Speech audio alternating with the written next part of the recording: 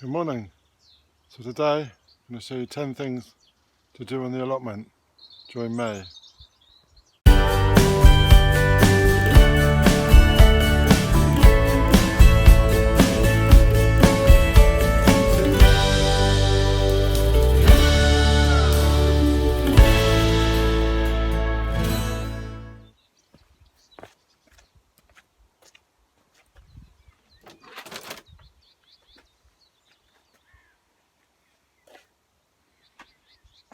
One job to do is to harden off your plants, bring them out every morning, let them see the sunshine and take them back in the night time or in the afternoon.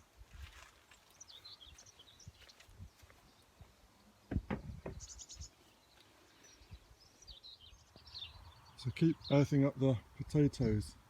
Continue regular drawing up soil around the developing potato plants in order to prevent the tubers breaking through the surface. If they're exposed to the light, they turn green and can be turned poisonous.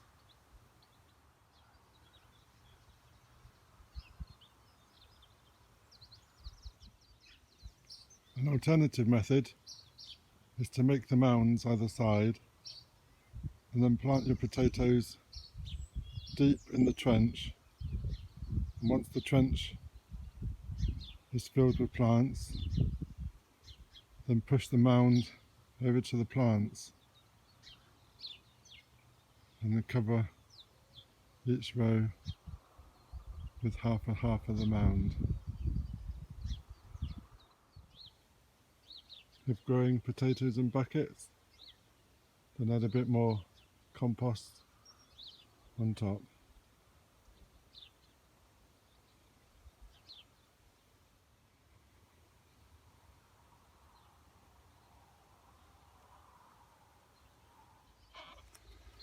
So this is my carrots that I grew under the fleece, and they're actually doing quite well. And I've also done some parsnips, but there's not really any sign of those. Thin out seedlings. Seeds you sowed last month may by now have produced seedlings that need trimming. If you don't thin them, crops such as carrots, parsnips, beetroots and lettuces may not have enough room to grow a reasonable size.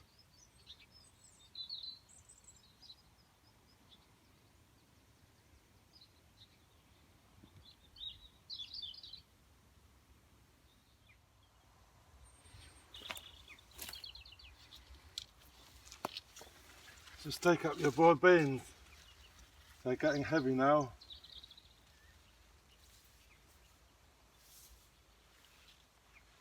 Put a tie around them so they grow straight.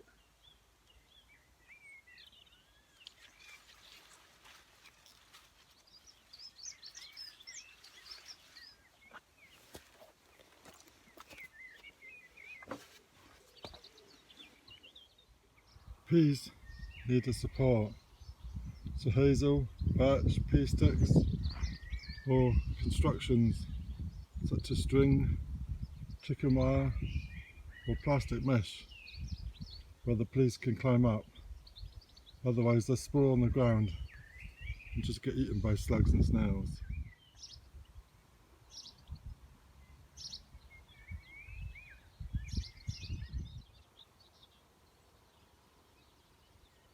These peas are Allotment peas, and they grow up to 5-6 foot tall. So we've got a metal gauge on these.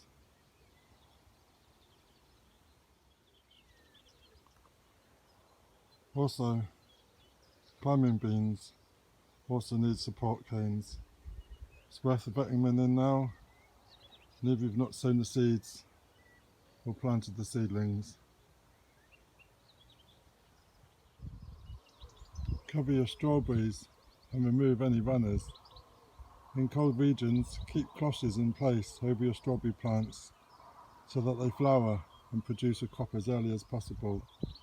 Remove the cloches during the day to allow insects to pollinate them. Cut off any unwanted runners.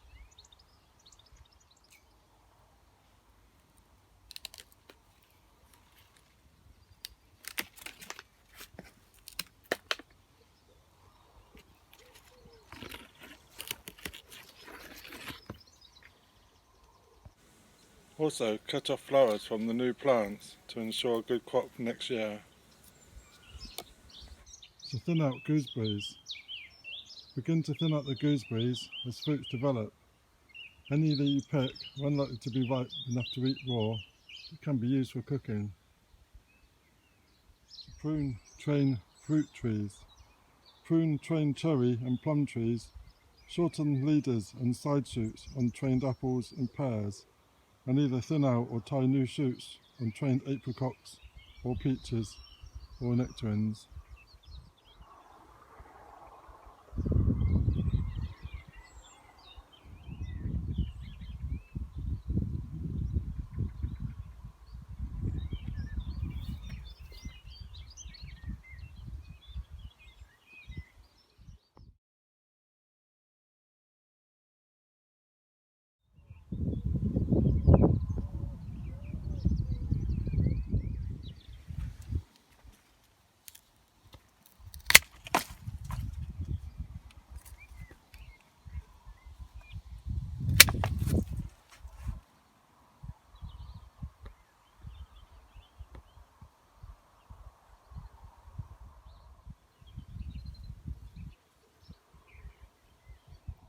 Remove unwanted raspberry canes.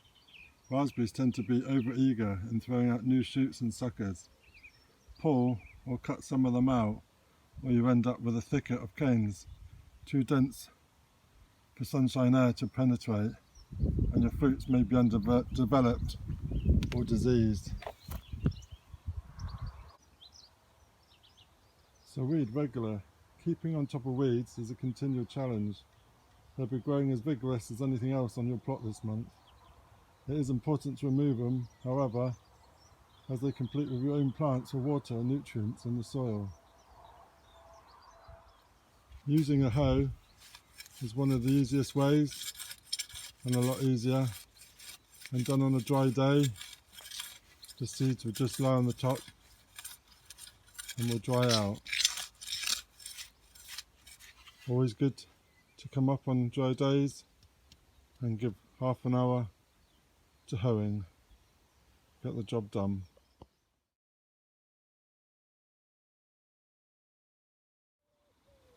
Just a few minutes of hoeing makes it look better already.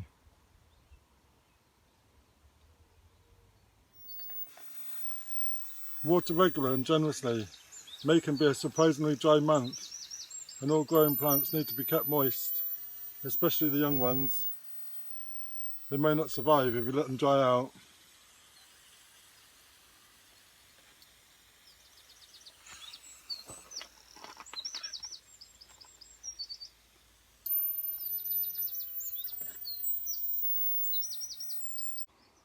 And my last tip of the day is to eat your strawberries before anything else does.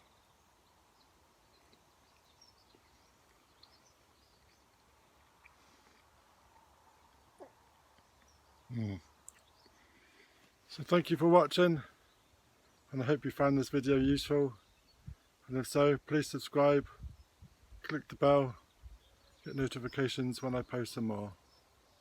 Thank you very much. Time to go back indoors. This is the final result.